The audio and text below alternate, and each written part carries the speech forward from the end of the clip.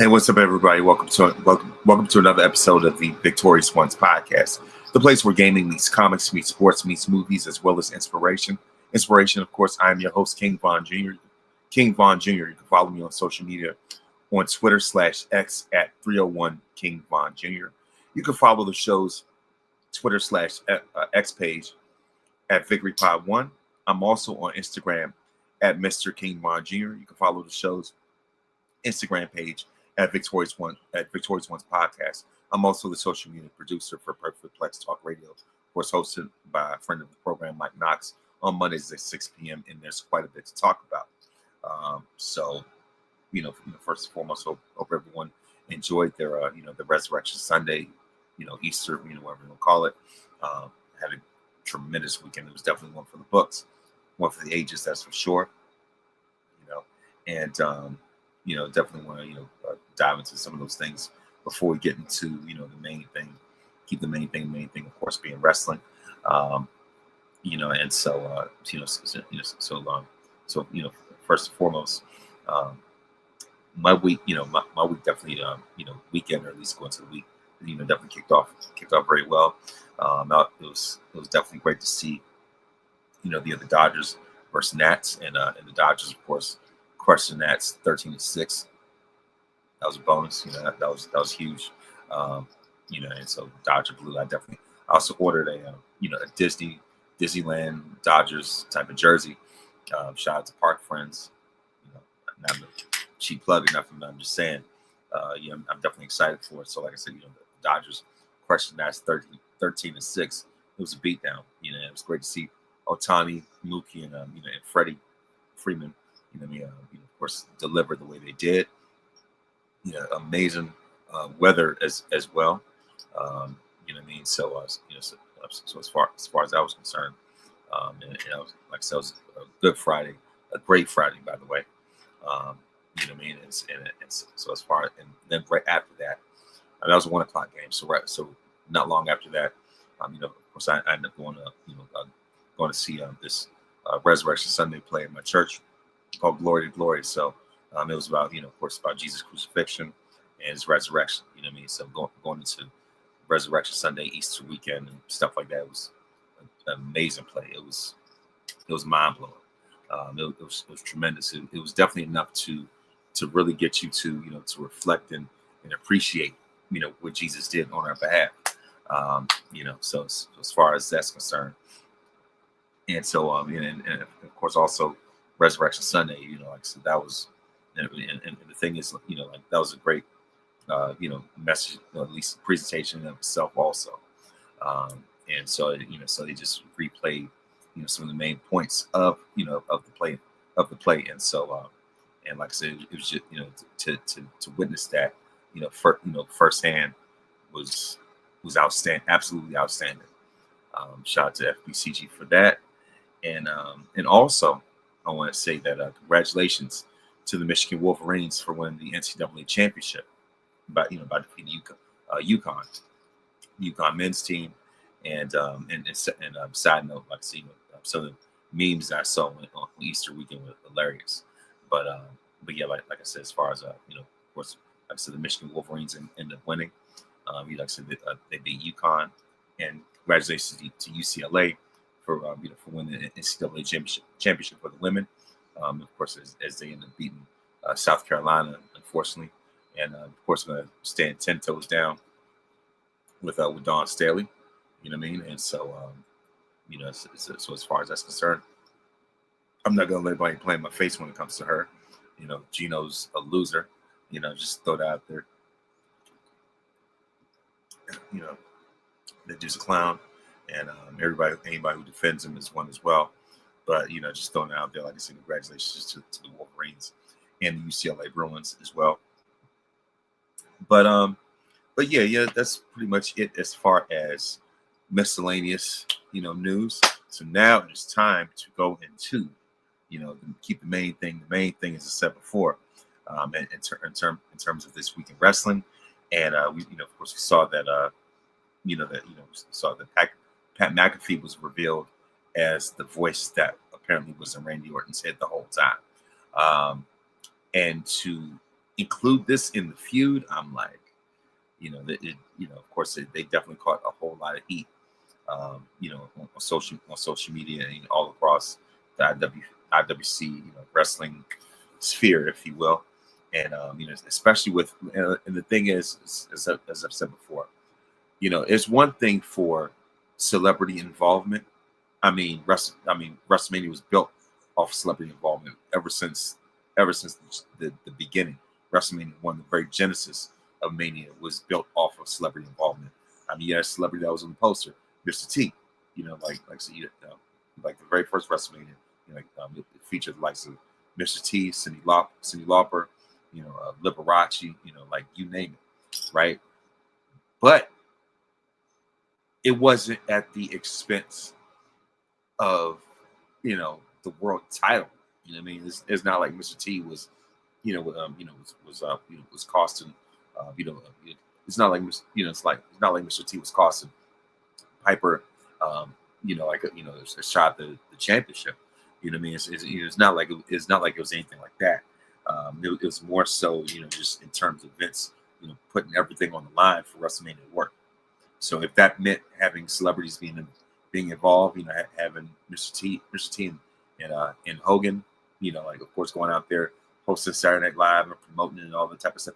That's what that was for, to really generate that buzz, that they really, really needed. So it was vital for that point. And of course, it eventually became, became a fixture even since then. But to this extent, to where it becomes, almost pretty much detrimental, like whether it was like the Travis Scott thing, with Travis Scott with The Rock, but even last year's Mania, we expected The Rock, but we just heard Fiend, and Travis Scott was the one that was pretty vital in terms of costing cost Cody the title against Cena, things like that, right? And that they, situations like that are where it's like you gotta establish some type of boundaries when it comes to having these celebrities in here. And so I don't want to sound like no gatekeeper or nothing, but the thing about it is that this is what happens when things are have taken on an unnecessary turn, right? Even though you had Tyson at WrestleMania 14 as a special, special enforcer, whatever,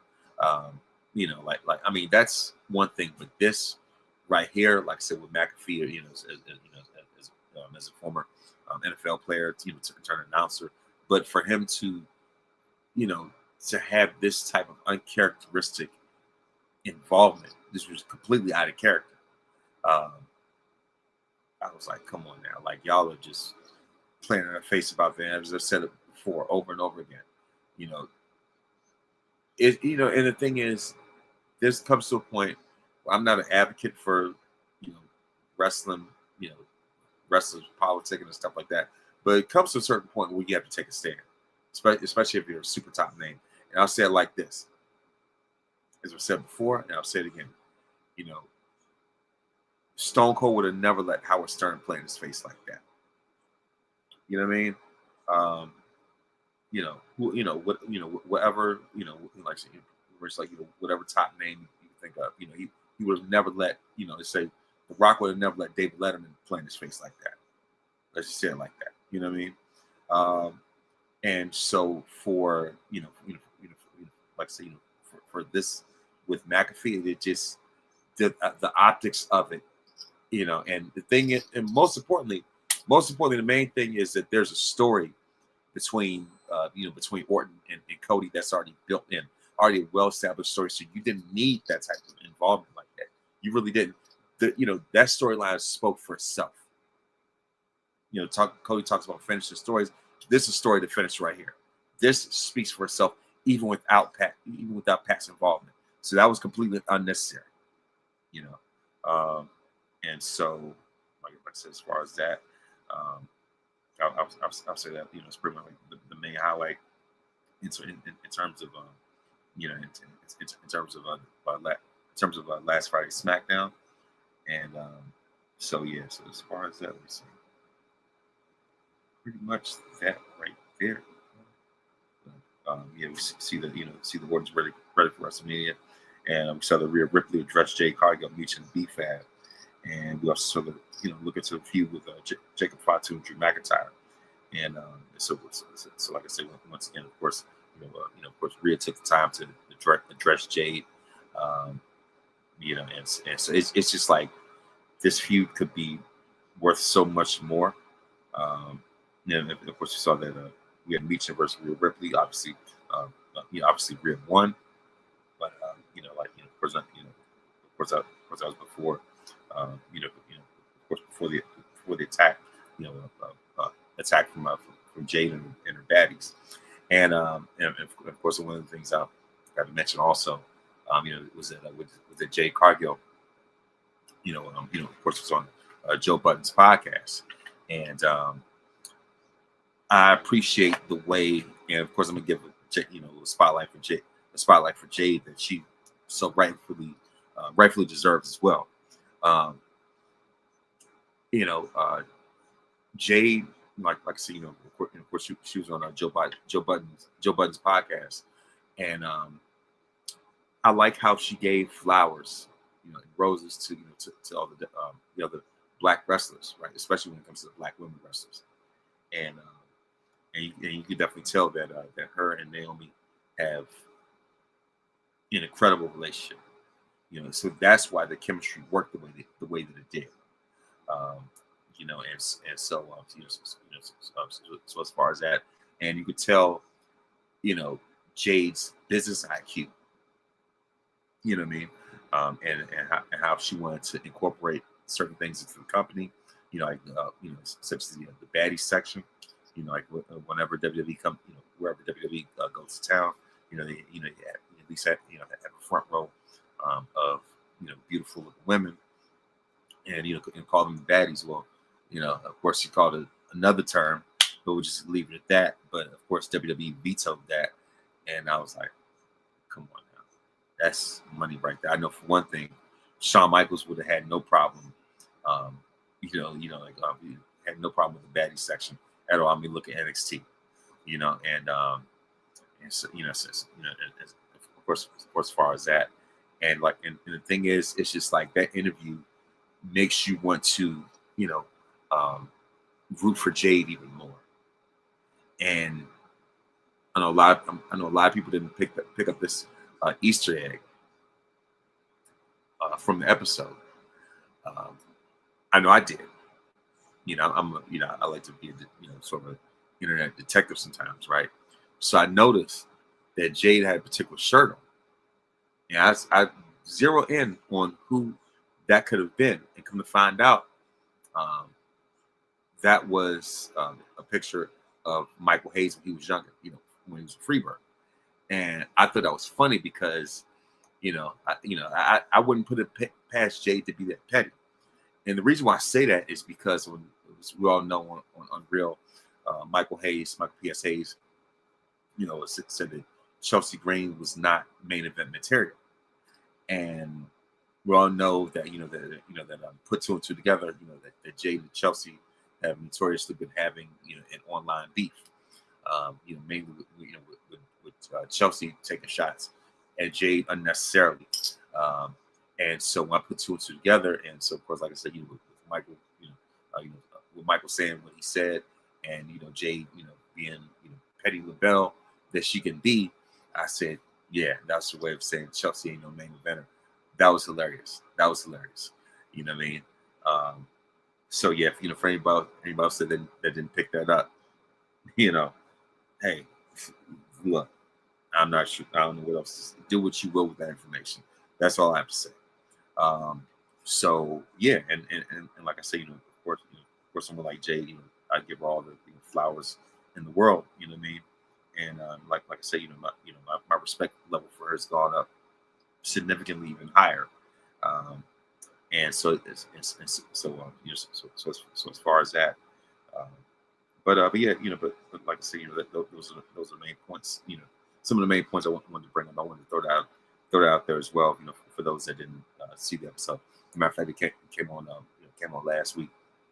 At least around the same time that I was getting ready to do last week's episode, maybe like the day after my episode, at least. But yeah, and also, let's see, and so let me go to this. So of course, we saw the NXT Stand and Deliver. Of course, NXT Stand and Deliver took place as well, and Stand and Deliver 2026, which took place in St. Louis. And normally, Stand and Deliver would take place during WrestleMania weekend, but this time, they decided, to push it 2 weeks before Mania. And so, so of course we saw that that Hank and Tank, of course, defeated Birthright, of course, Ariana Grace by pinfall, in a 10-person mixed tag match. We saw Lola Vice defeated JC Jane, of course, to win, defeated Lola Vice defeated JC Jane and Fallon Henley, of course, Fallon Henley in a triple threat match for the NXT Women's Championship. So Lola Vice is your new NXT Women's Champion, and JC Jane is going to make her transition, transition up to the main roster.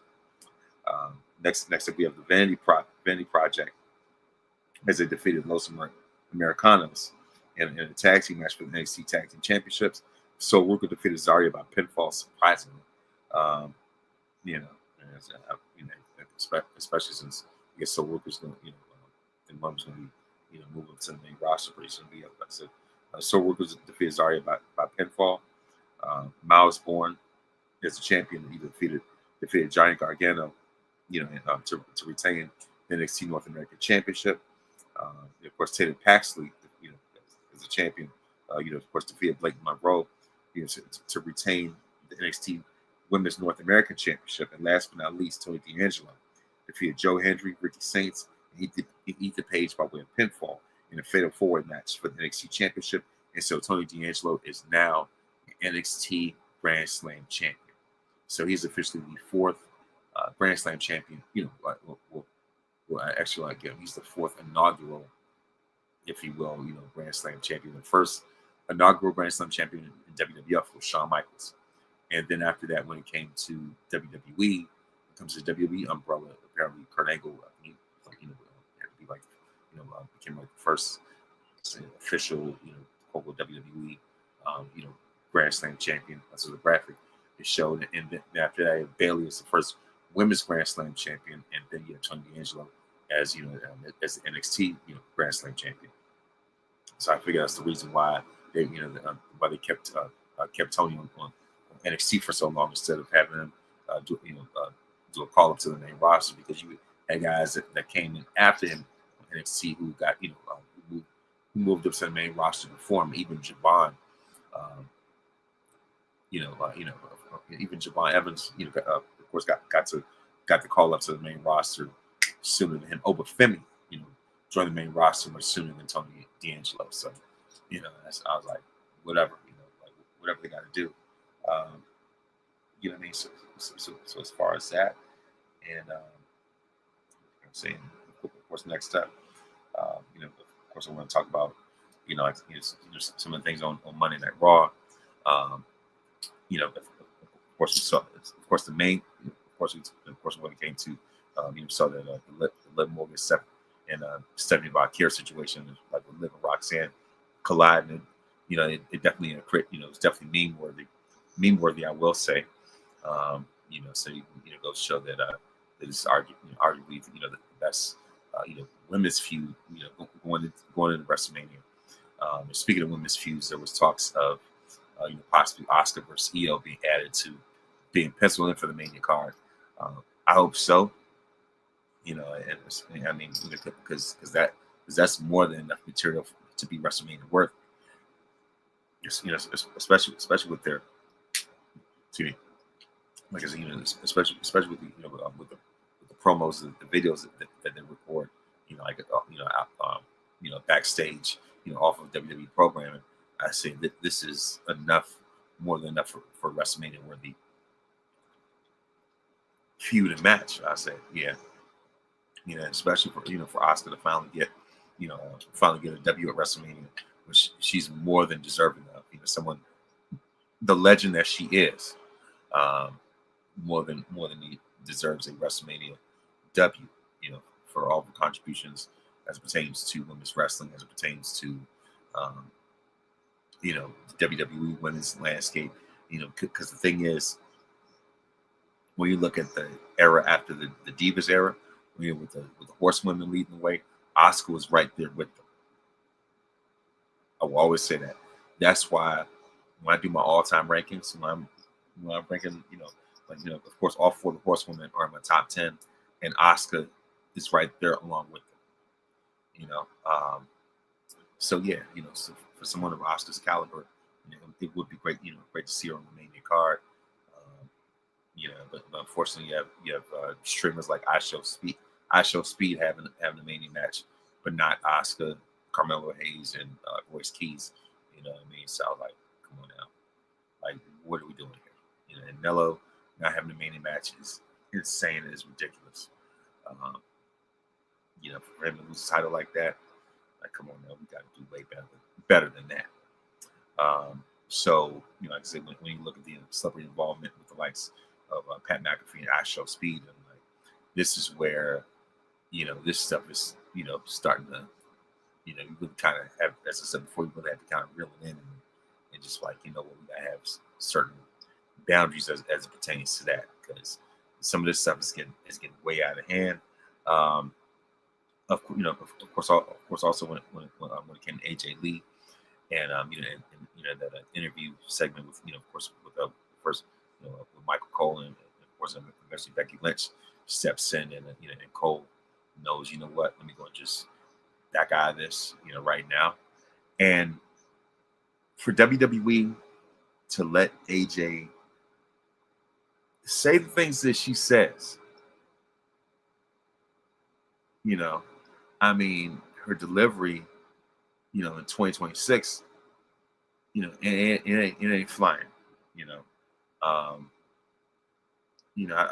it's just like feel as though, they are holding the hands of her and Punk, to try to pretty much coddle them and make up for the time that they lost or whatever, time that they lost their own, but of course, by leaving the fans, like I said, of course, by leaving the fans high and dry, like I said, whether it was Punk's walk out, eventually him getting fired on his wedding day, but still, he was the one that that initiated the whole, initiated things by by initially walking out the way he did, and of course, having fans chant his name for 10 years, and of course, right after that, AJ Lee, of course, AJ, AJ, AJ Lee, AJ Lee ends up leaving, not long after him, and I'm glad that, of course, I'm glad that Becky called her out on it, and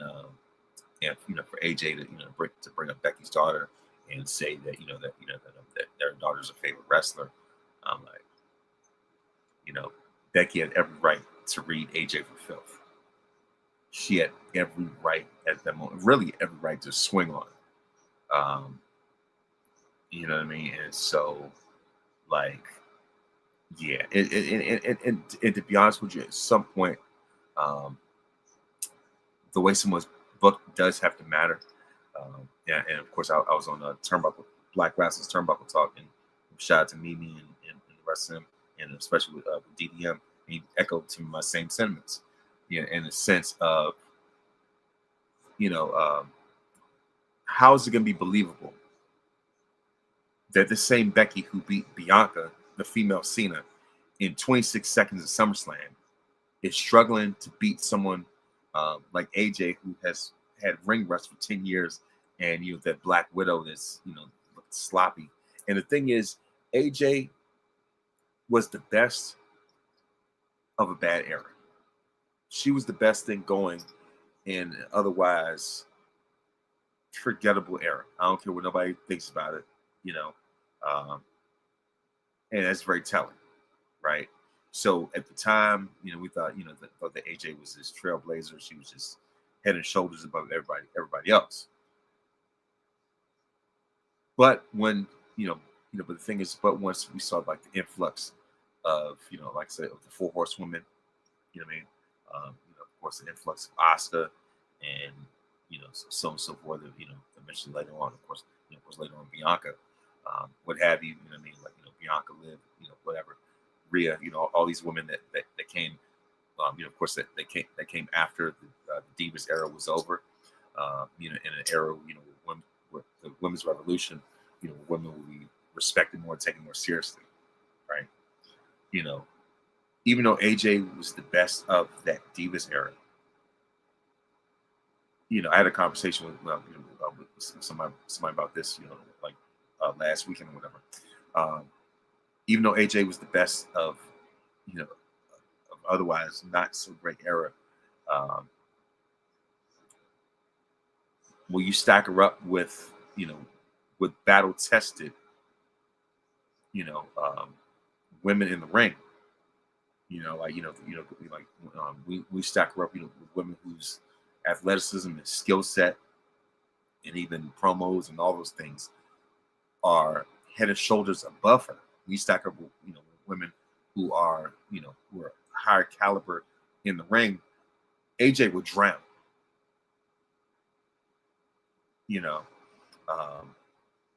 And for them to have AJ beat Bayley like that, but the thing is, Bayley's been, reduced so far from who she once was. Like her value has been diminished so much, it's not even funny. Which was, like I said, I felt it was so laughable to have Bayley lose like that. Because if this was like real time role model, Bayley, I'm talking about like I'm talking about I'm talking about from the time that she got rid of the hugger gimmick, and she first cut first time she cut her hair. You talking about that version of Bayley? Oh yeah, she washed AJ, or even NXT Bayley, the one that was facing facing Sasha Banks at Takeover Brooklyn, still highly regarded, arguably the greatest women's match, one of, still in that conversation, still very much in that conversation. Like I said, that version of Bayley prior to what we see now, oh yeah, she would, like I said, would dog walk AJ. Like I said, Becky, should be, if anything, AJ, should be light work for Becky, to be honest with you. But of course, I mean, don't even get me started with Charlotte. Like that's absolute light work. Come on now, she would clear, AJ's so fast it wouldn't, you'd have your head spin. Sasha / Mercedes, I mean, she's leagues above AJ. Bianca, I'm talking about, especially main roster Bianca, that is. Yeah, AJ ain't got no chance with that. Asuka, like, come on now. Asuka, especially before this, she was an absolute world beater, terrorizer. Like, yeah, AJ's definitely tapping out to that. I even see AJ, catching a pin from Liv.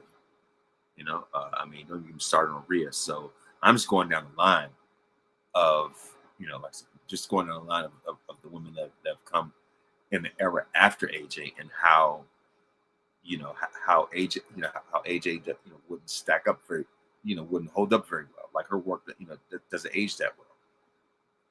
In the light, in that same light. So yeah, like, I didn't go off on a tangent like that, but it's just like, it's just amazes me how, how some of these promo wars just feel so, feel so one-sided. And speaking of, I really got to get into this. I really have to get into this one. CM Punk and Roman Reigns. Punk just unloads and just goes scorched earth, without Roman being there. I mean, Punk really said so much stuff with his chest. Like, he was really feeling himself on Monday. Talking about how Roman failed as a football player. How he's always had to get pushed, and talking about and eat dog food from for a weird old man, stuff like some stupid stuff like that. Enough things that are enough for him to get punched in the face for. You know what I mean? Like, all these different type of things, and talking about how Punk talking about how he didn't need any wise men or advocates or yes men around him, and also of course for him to to urge TKO and WWE to lower the ticket prices, and so of course there's been an update saying that the prices have been lowered. But like I said, that right there was one of was a big talking point. Like I said, just the way that they went on Roman, calling Pat McAfee, Pat McAfee. I mean, you know what I mean. So it's just like just trying to be edgy, just doing this witty, sharp, sort of Deadpool fourth wall thing going, and so in the heat of the moment, it's like, oh yeah, he's like definitely firing on all cylinders, giving off some of his best promo work and everything like that. However, when we go back and analyze, yes, the internet likes to do, give a play-by-play analysis of promos, right? So, by concept, it seems all well and good. Like if anything, the promo, comes off as, like I said, like pipe bombish and, Punk being Punk and letting things off. All right, I agree with him when it came to the ticket prices. All right, cool. But you could very much tell that was somewhat like certainly fan service or whatever, because those prices have been outrageous. But when you start, like I said, and of course, him taking shots at Roman's WrestleMania record or whatever, I mean, I could go into that as well. It's just, and the funny thing about it is that when you look back on it, there have been so many holes in, in the thing, in the things that, in the things that Punk was saying. There's so many holes, they might as well be Swiss cheese, because it's funny how Punk gives off this I paid my dues type of attitude, type of persona, and all these other things like that. But yet Mr. I paid my dues, going through backyard indie grunge wrestling and things like that. But yet that's not the thing that that moves business. That's not the things that really moves data points that Cena talks about. That's not the type of thing that companies build around.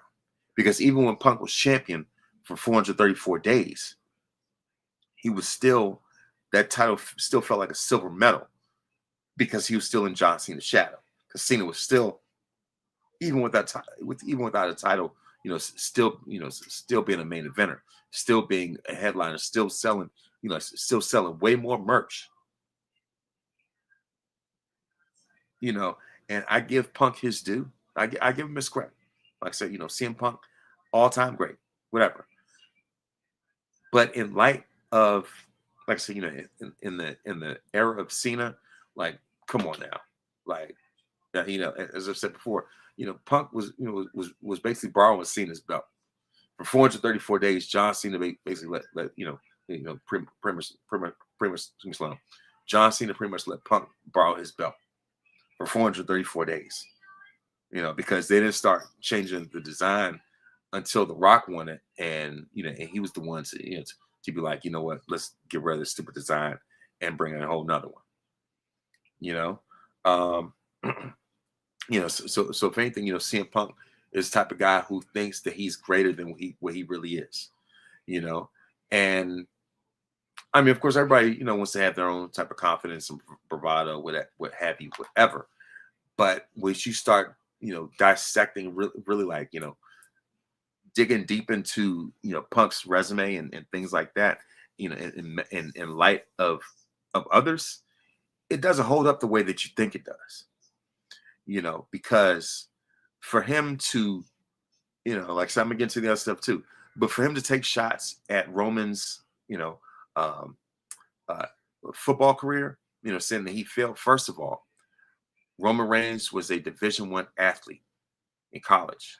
Like Division I athlete at Georgia Tech, and that's very difficult to achieve.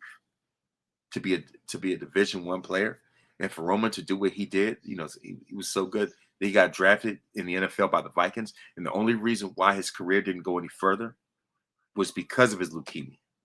It's not that he was trash; it's because of his health. That's the biggest reason why, you know. But the thing is, think about guys like Punk and a lot of people in the IWC. They like to give, like to give one side of the story a half truth, much like what Nick Cannon's been doing. But that's a whole other thing. But yeah, like I said, as far as that, and and like just to debunk that myth. Like I said, when it comes to the WrestleMania, resume, and of course, Punk, bragging about being in the main event and things like that.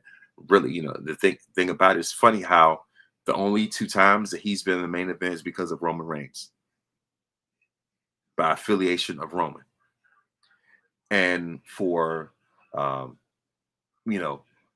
Punk to say that he didn't need any wise men or advocates or yes men. Last time I checked, the best title reign of your career was because you had the very same wise man and advocate that Roman and Brock had. 434 days is because you had, Roman's former wise man by your side, and you've thrown in his face too.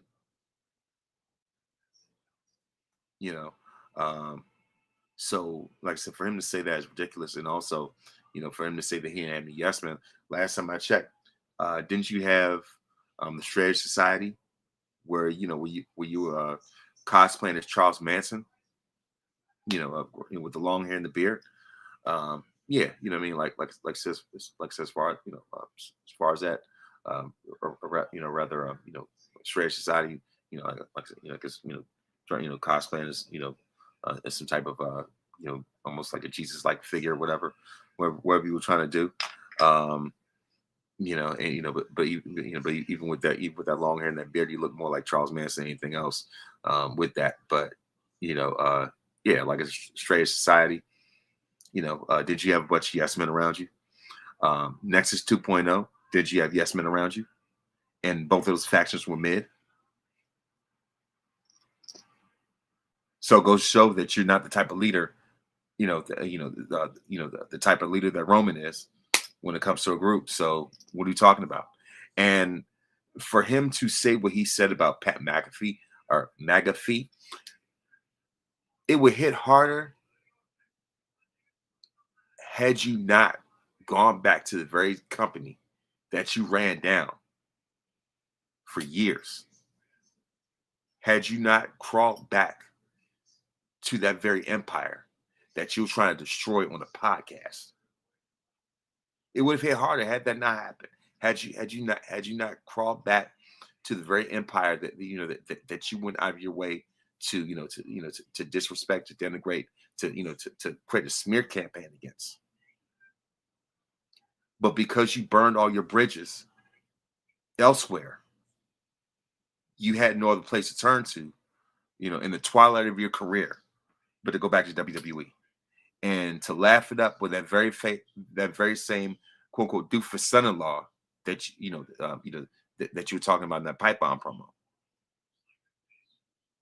The very same guy that you called a doofus. Now you work. Now you have no problem. No problem working for him, laughing up with him. You have no problem going to Barstool Sports, which is the most MAGA sports network and podcast out there, right? So and last time I checked, you're the COO that you work under, the one that you call a doofus. That very same one, is ultra MAGA. Going to the White House, laughing up, with number 47. So calling somebody McAfee, it doesn't hit the same when you are within that same empire, when you're within that same structure. So, like, come on now, you know. And once again, like I said, like I said back, of course, like I said once again, back to the Mania resume. Is another thing I wanted to point out too. It's funny that you take shots at Roman's WrestleMania record and say that all those main events, very few, few here and there, that actually hits or whatever. I'll say it like this: Roman has had more hits than you've had, because I know there are people who like to point out Punk winning, of course, winning back-to-back Money in the Banks. Okay, all right, cool, but you still weren't in no main event. And all right, cool. You were, a back-to-back Money in the Bank winner, but you're not you're not as, like I said, you winning in that briefcase is not as legendary as the likes of Edge or Seth Rollins. So it's not on the same radar, not in the same league as those, Money in the Bank wins. Certainly not on the same level as their cash-ins, for sure. You've had matches with the likes of Rey Mysterio, Randy Orton, and Chris Jericho. All right, cool. But it's not like they are, super duper iconic, memorable matches for the rest of time. Matches like that could very well be on Backlash for all I care. It's cool that you face those dudes in Mania, but they are not on. They're not on the radar in the long run. When people talk about all time greatest, like all time greatest Mania matches, what I mean. And so, and then, your last Mania, like your biggest match was against the Undertaker. I'll say that's greatest WrestleMania claim to fame, if you will, and you were on the verge of facing Triple H at WrestleMania 30, but of course we all know you had that walkout, and Daniel Bryan, seized that opportunity and had the greatest run of his career and made a legend for himself, off of WrestleMania 30, the Yes Movement, all because of your walkout, and so somebody else seized and capitalized on their opportunity and they ran with it. What I mean? And so yeah, like I said, and it's just like I said, so many holes in in Punk's argument in that promo. I mean, it's crazy, but it's funny how they let Punk go out there by himself and say the things he says, but when it comes to Roman, there are limitations, there are boundaries that he has to have, and they won't allow Roman to go out there by himself and of course and fire off his own flamethrower, because there's more than enough material on CM Punk for Roman to use. You know what I mean? For one, especially when it came to what Eddie Kingston said about Punk and AEW, I said, yeah, what I mean? Like I said, that right there, like I said, like I said, it's so much that like if anything, like I said, like I said, if anything, there's so much when it comes to Punk, so many receipts on this dude, and like I said, like I said, when it came to Punk, like when it came to his career outside of WWE, I mean, didn't even bring up the UFC part where he got where he got whooped twice, whether it was knockout or getting choked out. Your movie career, is not what you expected to be or think it would be. And so The Rock is far more accomplished as a movie star than you'll ever be in your lifetime. So for him to take those shots, take those shots the way he did, I'm like, come on, like I said, this snarky Deadpool fourth wall thing doesn't really land the way that you think it does. And for him to say, I got FU money, but yeah, when you went to UFC, you got effed up. and of course, goes to AEW, upstart company, and becomes sort of like the figurehead of the company, and then you go have altercation, with some young bucks and beat them up, and of course run off with Tony Khan's money after you get terminated, and so you burn that bridge and blew that one up, and so now you back are, like I say, to spend to spend the twilight years of your career. So if anything, you definitely had more of a humbling process outside of WWE. So, so let's, since we'll talk about that, let's go there. Let's go there. You know what I mean? And so, of course, I also want, of course, shout out to the Brock Lesnar and Obafemi feud. I mean, yeah, like I said, it's just straight up warfare. It's not even so much about, about all this, it's not all about getting on the mic, but it's just a match for them to throw hands. This is the closest thing that we will ever get to having, to having Vader versus Bam Bam in the Fed, especially at WrestleMania. Like this is the closest thing we would ever have, that we would ever get to have something of that caliber. And I'm all for it. I'm all for the ride. You know what I mean? And as side note, another thing as far as Jade, shout out to her, and of course, like I said, I'm in Jade's corner, part of the Cargill cartel. Especially, I'm glad that that she called those racist fans out on the carpet and did not blur their names out. Like I said, put their names out there. The ones who were sending those stupid racist, DMs on Instagram. I'm glad she called them out for it. You know what I mean? And so, like I said, I'm Team Jade, whether it's dealing with racist trolls, or whether it's dealing with locker room Karens like Chelsea, you know what I mean, and just bully haters like Naya, you know what I mean, like nah, nah, we ain't with that. We ain't with that. Like I said, Team Jade, regardless of how you feel about her in ring, you know what I mean. Like I definitely want to see nothing but the best for her. And so I said, and a matter of fact, next week I'm going to give my official, like I said, I'm going to give my official ranking, official rankings of the WrestleMania WrestleMania tier system. Actually, you know what? I'm gonna go ahead and, like I said, I think I got some time. I'm gonna go ahead and do it now.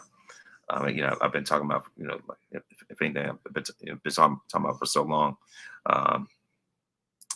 You know what? Actually, you know what? I was thinking about it, but yeah, because actually, no, I'm a. As a matter of fact, next week like when I get my at the same time I get my predictions, I'm going to like I said, I'm going to get my WrestleMania tier list. So I'm going to lump this in with with my predictions, and so I'm definitely gonna look forward to that.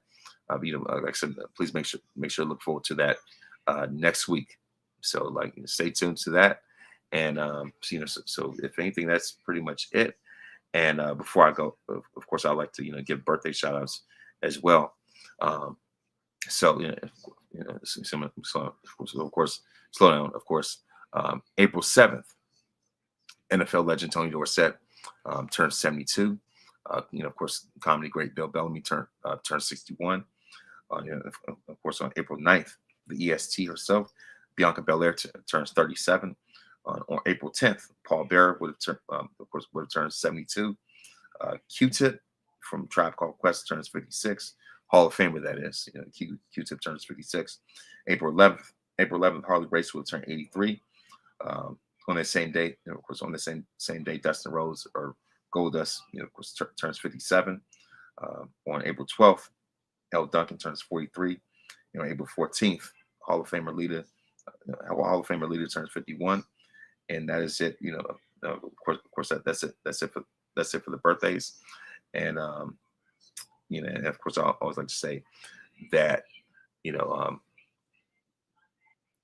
the same way that Jesus was resurrected, You know, um, he also has a way of resurrecting the dead things in your life. You know, wherever dreams, wherever whatever whatever was it that you thought was dead.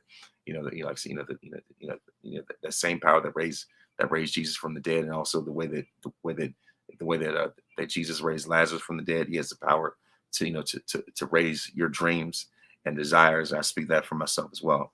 He has the power to raise those goals, and all those things that you look for. Like I said, raise those things from the dead and give them new life. And always remember that you are victorious, because greater is he that is in you than he that is in the world. When you put God in first place, you don't have to worry about being in last place. And please make sure to listen to my podcast, of course, on iTunes, Spotify, Google Podcasts. I'm also on YouTube, youtube.com/Von Please, and of course, please make sure to like and subscribe for more great content. Thank you very much for listening, and thank you very much for watching. And may this day be the absolute very best day of your life.